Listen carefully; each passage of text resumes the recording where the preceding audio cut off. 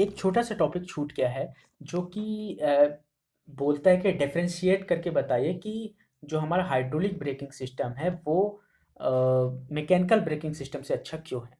ठीक है। तो हमारे पास दो ब्रेकिंग सिस्टम हम जानते हैं, पहला है हमारा हाइड्रोलिक ब्रेकिंग सिस्टम और दूसरा है हमारा मैकेनिकल ब्रेकिंग सिस्टम।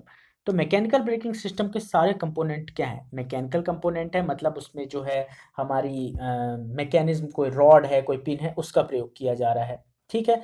तो मैकेनिकल ब्रेकिंग सिस्टम के जो कंपोनेंट है, जैसे हमारी रॉड हो गई या पिन हो गई, इसमें क्या होता है, घिसने के चांसेस बहुत होते हैं, इनके फेल होने के चांसेस बहुत ज़्यादा होते हैं, टूटने के चांसेस बहुत ज़्यादा होते हैं। लेकिन हमारा जो हाइड्रोलिक ब्रेकिंग सिस्टम है उसमें हम यूज़ करते हैं ऑयल का, और ये ऑयल जो है लिंक की तरह काम करता है और ये कभी भी फेल मतलब नहीं होता है। ठीक है। इसकी तरह घिसता तो नहीं है। ठीक है। और ऑयल के क्या एडवांटेज हैं ये मैं पिछले लेक्चर में आपको बता भी चुका हूँ। तो इस तरह से तो पहली चीज़, मैकेनिकल हाइड्रोलिक ब्रेकिंग सिस्टम अपना एडवांस हुआ मैकेनिकल की अपेक्षा। दूसरी चीज़ क्या होती है कि जो मैकेनिकल ब्रेकिंग सिस्टम होता है उस पे जब हम ब्रेक अप्लाई करते हैं तो वो बहुत शॉक के साथ, एकदम झटके के साथ लगता है, जबकि हाइड्रोलिक ब्रेकिंग सिस्टम में यही ब्रेक बहुत आराम आराम से लगता है ना।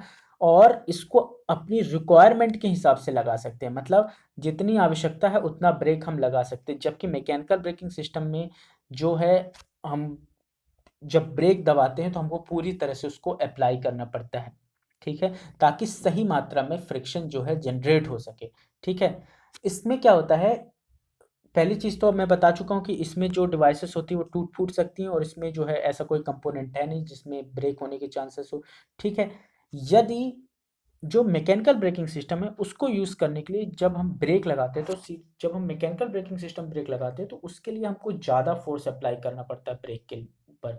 लेकिन हमारे हाइड्रोलिक ब्रेकिंग सिस्टम यानी द्रव चालित ब्रेक में हमको कम फोर्स लगाने की आवश्यकता होती है। ठीक है। अधिक फोर्स लगाने की आवश्यकता नहीं होती, कहने का मतलब है ना।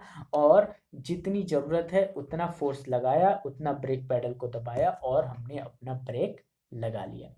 ठीक है। तो ये फ़र्क है हाइड्रोलिक और मैकेनिकल ब्रेकिंग सिस्टम में। Hydraulic braking system, mechanical braking system में एक चीज़ और आपको मैं बताना चाहूँगा कि जब हम पार्किंग में अपना व्हीकल खड़ा करते हैं, तब हम कौन-सा ब्रेकिंग सिस्टम यूज़ करेंगे, हाइड्रोलिक या मैकेनिकल? देखिए, जब भी हम पार्किंग में अपना व्हीकल खड़ा करते हैं, तो हम यूज़ करते हैं वहाँ पे मैकेनिकल ब्रेकिंग सिस्टम, ना कि hydraulic braking system.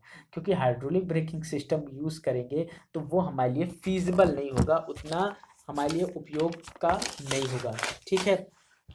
Hydraulic breaking जो होता है वो रनिंग व्हीकल के लिए होता है, जबकि मैकेनिकल ब्रेकिंग जो होता है वो अ, वैसे भी यूज़ किया जा सकता है और रेस्ट में भी यूज़ किया जा सकता है, क्योंकि जो ब्रेक ऑयल होता है वो हमारा नॉन कंप्रेसिबल फ्लूइड होता है। उस पे हम प्रेशर अप्लाई करके उसको आगे बढ़ाने की या पीछे खींचने की कोशिश करते हैं।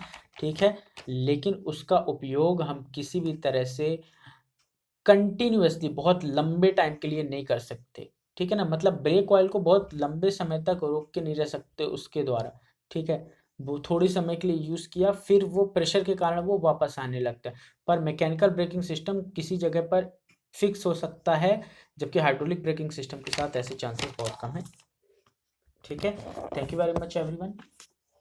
Have a nice day.